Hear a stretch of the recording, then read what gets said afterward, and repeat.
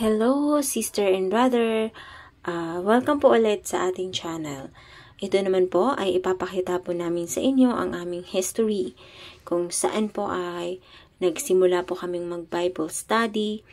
At ito po yung araw na ito na VBS, Vacation Bible Study po para sa mga kabataan. Namimigay po kami ng mga school supplies at hindi lamang po yun dahil ang una po kung bakit kami nandito ay to share the Word of God to them. So yun po ay at para magkaroon po sila ng relasyon sa Panginoon na while growing ay kasama po nila si Lord sa kanilang buhay. Na habang bata pa po sila, mas mainam na malaman nila na si Lord ang may honor sa kanilang buhay. At hindi lamang po yan sila binusog ng pagkain, paging sa Word of God.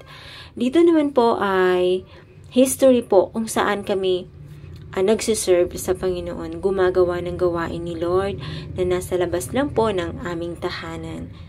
Dati po ay nasa loob lang po kami ng bahay. Isang pamilya lang po yung pinagsimulan ng Bible study. Hanggang sa dumami, nagdagdag si Lord ng mga souls at nag-decide po kami na ilabas na sa loob ng bahay yung gawain dahil sa mas madami na po kami.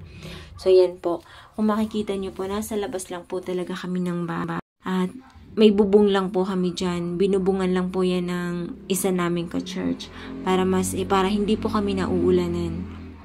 Dahil nga po dito ay open area po yan. Umuulan po ay pumapasok kami sa loob ng bahay. Dahil nga po madami na kami, gumawa na lang po kami na sariling bubong dito sa may labas.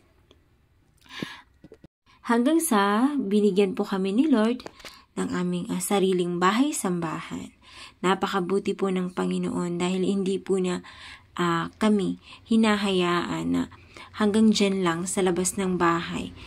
That He will provide more. As long as po yung ginagawa mo ay para sa Kanya, the Lord is willing to give everything for us.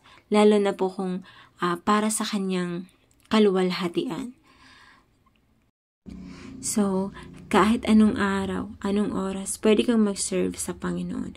Magpo-provide po siya.